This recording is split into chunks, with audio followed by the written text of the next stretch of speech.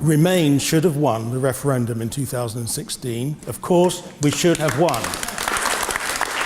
And in my view, we would have won. We would have won. Sorry? A little bit more loudly. Okay. We would have won with an entirely different campaign. And we need to learn the mistakes of that. Otherwise, we may be doomed to make them again. Now, no one was more surprised, nobody was more surprised or shocked at the Leave side winning than the Leave campaigners. At midnight on the 23rd of June 2016, Nigel Farage conceded defeat. But by 4 a.m. it was clear that Leave had won. And the look on the faces of Boris Johnson and Michael Gove were not ones of triumphant victory. It was one of shell-shocked concern. They didn't think that they would win, but the most important point is that the Remain side didn't expect to lose. And that was their biggest mistake. They ran a campaign that was completely complacent. It was trying to sell the country fear with doom-laden forecasts. They didn't learn from the Blitz. You cannot scare or cower the British people into submission. They should have learned the lessons that a fear campaign is not a good campaign. On the other hand, the Leave campaign was brilliant. It was compelling, it was charismatic, it was compulsive, it was something which obviously caught the attention of the nation, albeit all based on lies and mistruths and false promises. So what should the Remain campaign have done? Well, we should have realised that we needed to put across that the EU is not the fault of the problems that Will has been talking about. There are underlying problems in Great Britain where we have pockets of poverty, people using food banks, and people who are underemployed.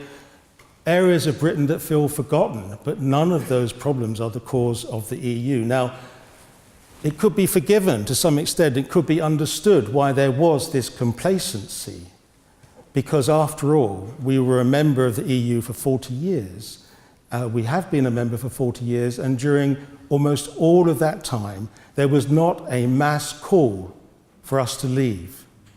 The call to leave was on the small sidelines of the main parties, and just one small party, UKIP, that had just one MP. So it could be understood that there was complacency, even though for 40 years we've had some despicable stories in some of our papers, a daily deluge of hate against the EU and migrants, which really lowered journalism. I don't think I would have gone into journalism myself had I known that that's what it would be like. It's quite a new phenomenon. But despite all that, the idea of leaving was still a minority view.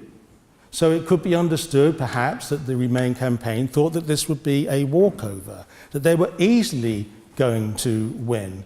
But how untrue that was. So what went wrong? Because 1 year before the EU referendum, polling was showing that support for us remaining in the EU was 3-1 in favour.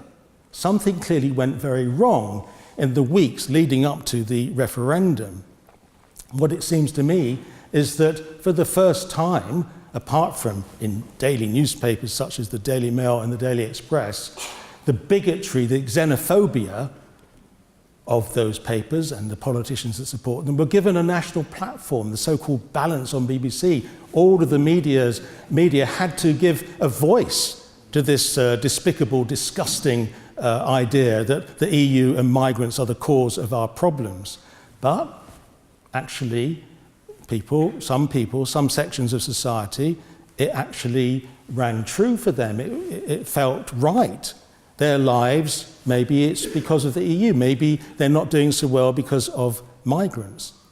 The problem with the Remain campaign is that they didn't address those issues.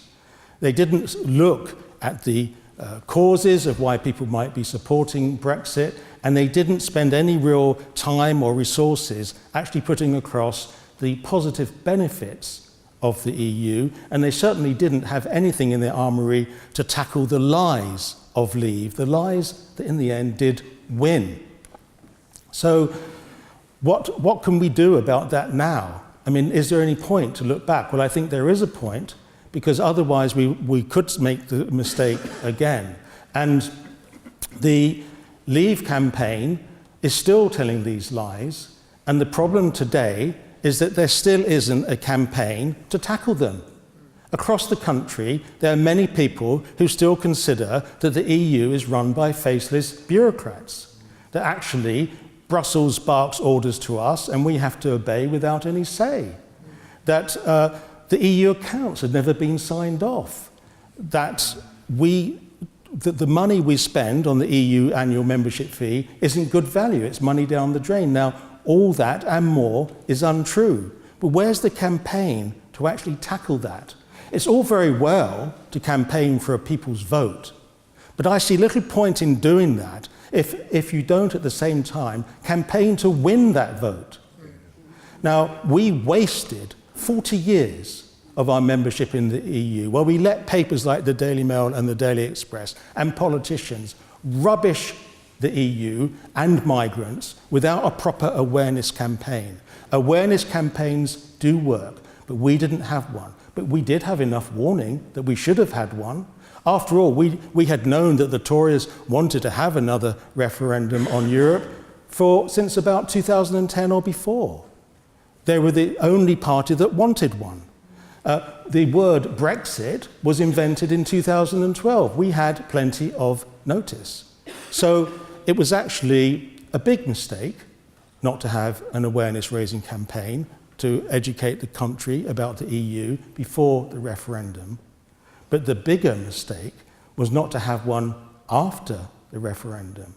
Because after the referendum, we should have known that we needed to have an awareness-raising campaign. And awareness-raising, we know, we've lived long enough, we've seen different campaigns, don't drink and drive, or for safety belts and all sorts of things. They work, but they usually take years and not weeks. And while I feel we've wasted 40 years before the referendum, I feel we've squandered the 2.5 years since the referendum, because across the country, people are still mainly in the dark about how the EU is a democracy run by its members for the benefit of its members. Worse, many people across the country believe the exact opposite of that. So I think that we cannot waste any time in launching an awareness-raising campaign about the benefits of the EU, and that we need to demolish the lies of leave, which, as far as I can see, no national campaign is doing. It's all about getting another vote. We need to win another vote if we get one, and that should have been done ages ago. We're running out of time. So I think that we've got to now take on board that an awareness-raising campaign is very important, but we also need to try and reach out to Leave voters. We want this to be civil and not a civil war. We need to recognise that half of the country, about half of the country, distrusts the Remain product, and the other half distrusts the Brexit product. And even though there could be another referendum, there might be, I'm not 100% sure, but it could be, to actually settle this issue for a generation, we really need a landslide win. And the chances are that another referendum will produce another iffy result, and this will just rumble on and on.